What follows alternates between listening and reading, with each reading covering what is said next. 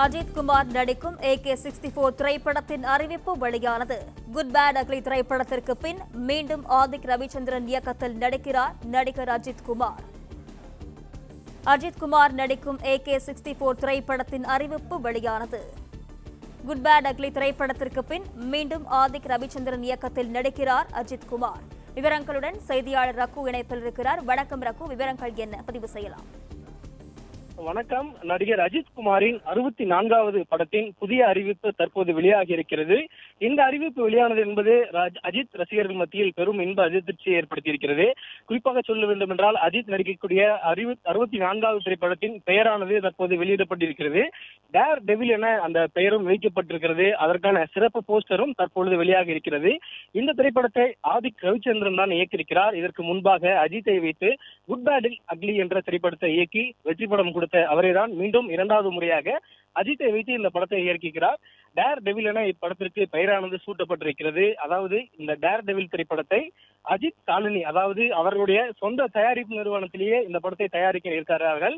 இந்த அறிவிப்பு என்பது ரசிகர்கள் மத்தியில் ஒரு பெரும் இன்ப அதிர்ச்சியை ஏற்படுத்தியிருக்கிறது என்றே சொல்லலாம்.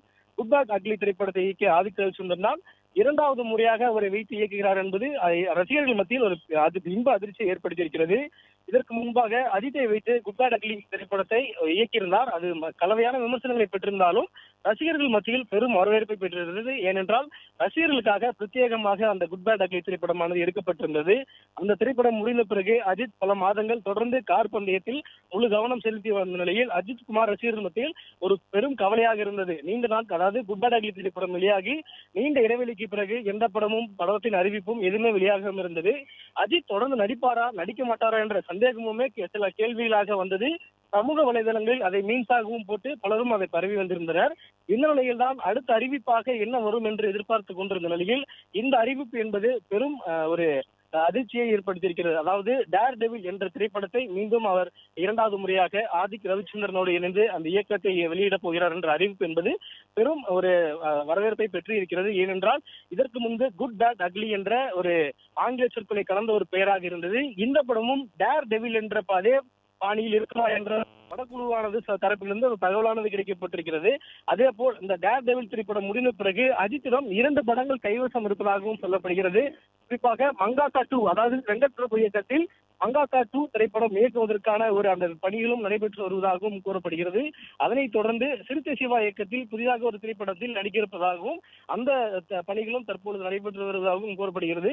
இப்படி பார்க்கக்கூடிய சூழலில் அஜித் குமார் அவர்களின் கையில் 3 படங்கள் இருக்கிறது. அதாவது ஆதிக் ரவிச்சந்திரன் இயக்கக்கூடிய டேர் டெவில் திரைப்படமும், அடுத்ததாக வெங்கட் பிரபு இயக்கத்தில் அதாவது மங்காத்தா 2 என்ற திரைப்படம் வெளியாக இருக்கிறது. சிறுத்தை சிவா இயக்கத்தில் ஒரு புதிய படம் நடிக்க இருப்பதாகவும் தெரியப்படுகிறது. இந்த நிலையில் அஜித் குமார் கையில் 3 திரைப்படங்கள் கைவசத்தில் வைத்திருக்கிறார். இந்த செய்தி என்பது ரசிகர்கள் மத்தியில் ஒரு பெரும் இன்பமாக கிடைத்திருக்கிறது, விருந்தாக கிடைத்திருக்கிறது. அதாவது இந்த மாத இறுதிக்குள் படப்பிடிப்பு தொடங்கி டிசம்பர் மாதத்திற்குள் படப்பிடிப்பை முடிப்பதற்காக ஆதிக் ரவிச்சந்திரன் திட்டமிட்டிருப்பதாக கூறப்படுகிறது. டேர் டெவில் என்ற தலைப்பு ரசிகர்கள் மத்தியில் பெரும் கவனம் பெற்று இருக்கிறது. இந்த திரைப்படத்தை அஜித் குமார் அவர்களுடைய மனைவி பெயரான இந்த படம் தயாரிக்கிறதாகவும் வெளியிட்டிருக்கிறது.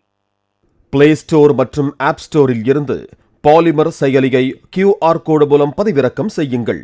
செய்திகளை உடனுக்குடன் பெறுங்கள்.